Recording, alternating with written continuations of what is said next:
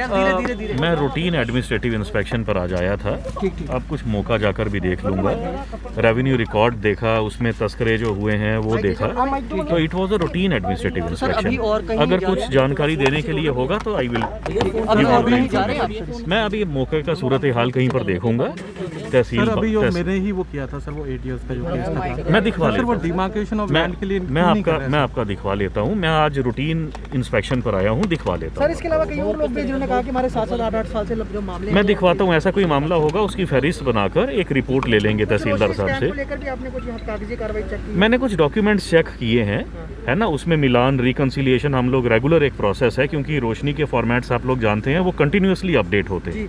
तो वो हम लोगों ने उसकी अपडेशन देखी है कि तहसील बाहू में क्या स्टेटस है, फिर बाकी तहसीलों में भी जाकर देखेंगे। It was a routine inspection. JD और कौन सी टीम में साथ थी आपके? जेडी और फॉरेस्ट के लोग साथ? जी देखिए, क्योंकि कई जगहों पर हमारे कुछ रकबे, कुछ सर्वे नंबर जेडीए को ट्रांसफर्ड रहते हैं, वहीं पर कहीं पर हदबस्त फॉरेस्ट लैंड के साथ मिलती है, तो इसीलिए उसके रिकॉर्ड्स का मिलान करना ज़रूरी होता है। वही हम लोगों ने एक अपना टेस्ट चेक आज किया था कि तहसील बाहू में हमारे जो जेडीए और फॉरेस्ट के जो लैंड्स हैं वहाँ पर उनका जो मिलान है, मिलान करके उनका सभी महकमों के बीच में जॉइंट इंस्पेक्शन होकर उसका प्रॉपर तस्करे हुए हैं या नहीं हुए। विजिट की आगे भी उम्मीद करेंगे ऐसी विजिट? बिल्कुल चलती रहे विजिट, तो हमारा काम है ना फील्ड में। वैसे कोई शिकायत वगैरह आती है आपको इसके रिगार्डिंग रेवेन्यू डिपार्टमेंट? देखिए, जो ग्रीवियांस है वो हर महकमे से रिलेटेड देयर आर ग्रीवियांसीज। समय समय पर लोगों के ग्रीवियांसीज आते हैं, उसके लिए डिफरेंट फोरम है। आपने देखा होगा ऑनलाइन ग्रीवियांस पोर्टल भी है, फिजिकली भी लोग आकर ग्रीवियांस देते हैं।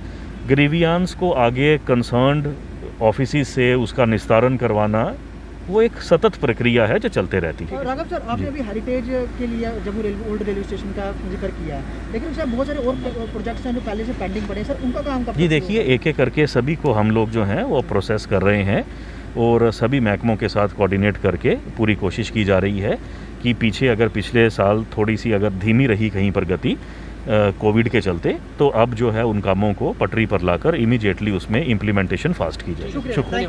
तो ये थे डॉक्टर राघव लंगर, डिफकॉम जम्मू, जो लगातार उन्होंने खुद डॉक्टर राघव लंगर, डिफकॉम जम्मू, जो लगातार उन्होंने खुद बताया कि यहाँ पर उनका आने का जो मकसद था वो यही था कि यहाँ पर एक तरह से विज़िट किया जाए और चेक किया जाए कि दस्तावेज़ों में क्या वो जो भी रहता है, जो एंट्रीज़ रहती हैं या फिर जो भी चीज़ें रहती हैं वो क्या सही प्रॉपर तरीके से हो रही हैं या नहीं हो रही हैं। जो लोगों की जो शिकायतें होती हैं उन पर क्या कुछ आगे डिपार्टमेंट काम कर रहा है, क्या नहीं होता है। उन्होंने साथ ही ये भी कहा कि आने वाले अभी और भी वो जगहों पर और भी रेवेन्यू ऑफिस में वो इसी तरह से जा रहे हैं और वहाँ पर भी इसी तरह से जो दस्तावेज़ हैं, जो चेकिंग है, वो वहाँ पर भी ये इसी तरह से करेंगे ताकि जो लोगों को झेलनी पड़े, ये उनका साफ तौर पर कहना था।